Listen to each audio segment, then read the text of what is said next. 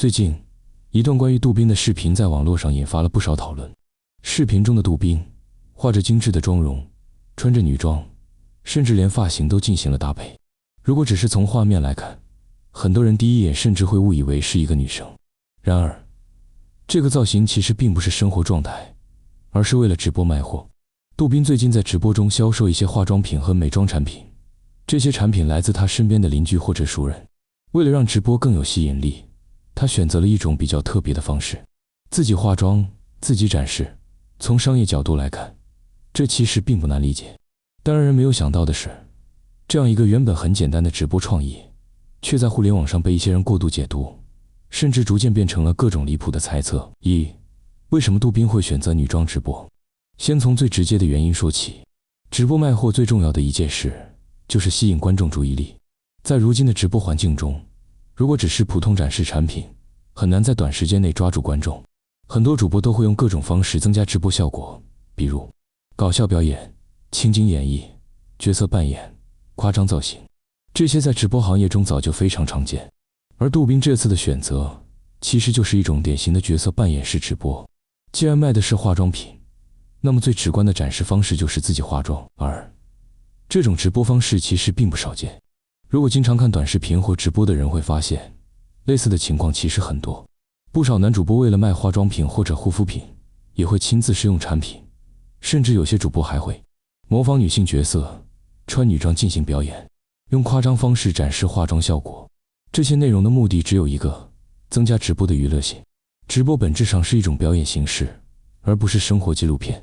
因此，把直播里的造型直接理解为个人真实状态，本身就是一种误读。问题从哪里开始变味？事情真正变得复杂，是从一些评论开始的。在部分评论区里，有人开始提出一些非常极端的猜测，比如杜宾是不是变性了？杜宾是不是性取向发生变化？甚至有人把这种猜测与菲利斯塔离开联系在一起。这些说法很快在部分讨论中传播开来，原本只是一次直播造型，慢慢被演绎成了一连串完全没有证据的故事。为什么这种误解很容易出现？其实，这种现象在互联网并不罕见，原因主要有3个。第一，短视频时代的信息非常碎片化，很多人看到的只是几秒钟画面，如果不了解背景，很容易产生误解。当一个男人突然以女装形象出现时，一些人就会自动进行各种联想。第二，跨文化家庭本身就容易被过度关注。杜宾和菲利斯塔的家庭本身就是一个跨文化家庭，这类内容在互联网上一直很受关注，但关注越多，也意味着被解读的空间越大。一些普通生活细节往往会被放大成各种故事。第三，互联网传播更喜欢戏剧化。在信息传播中，一条普通消息往往传播有限，但如果加入一些戏剧性，比如身份反转、秘密曝光、感情内幕，那么传播速度就会明显加快。于是，一些本来毫无根据的猜测就会在传播中不断被强化。现实和网络叙事之间往往存在巨大差距。如果回到最初的视频，其实事情非常简单，杜宾只是为了直播效果，尝试了一种比较特别的造型，这在直播行业中并不罕见。但在网络讨论中，这件事情却逐渐被演变成性取向讨论、婚姻猜测，甚至个人身份的质疑。这种变化其实正是互联网叙事的一种典型模式。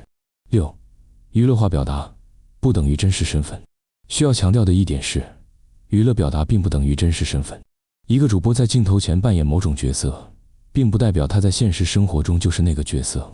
例如，喜剧演员扮演各种人物，主播模仿不同职业，短视频创作者演绎剧情，这些都是内容创作的一部分。如果把这些表演直接等同于现实身份，就会产生很多误解。真正需要关注的是什么？相比这些猜测，其实更值得关注的是另一件事，那就是直播内容是否真实，产品是否可靠，观众是否理性消费，这些才是直播环境中更重要的问题。而关于个人生活、个人选择，如果没有明确事实依据，其实并没有必要被无限放大。互联网讨论需要更多理性。互联网的好处是信息传播很快，但同时也有一个问题，情绪传播往往比事实更快。一条没有证据的猜测，可能在很短时间内就会被当成事实。因此，在面对类似信息时，保持基本判断其实非常重要。很多故事其实只是想象。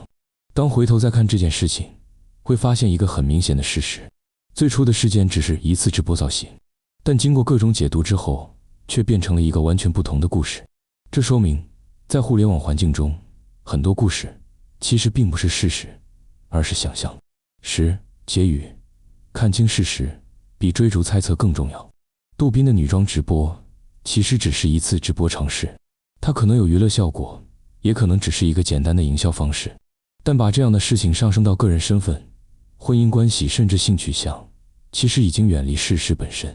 在信息越来越快的时代，也许最重要的一件事就是，在看到画面之前，先理解背景；在听到故事之前，先确认事实。只有这样，才能避免一场原本简单的事情被不断放大的误会所淹没。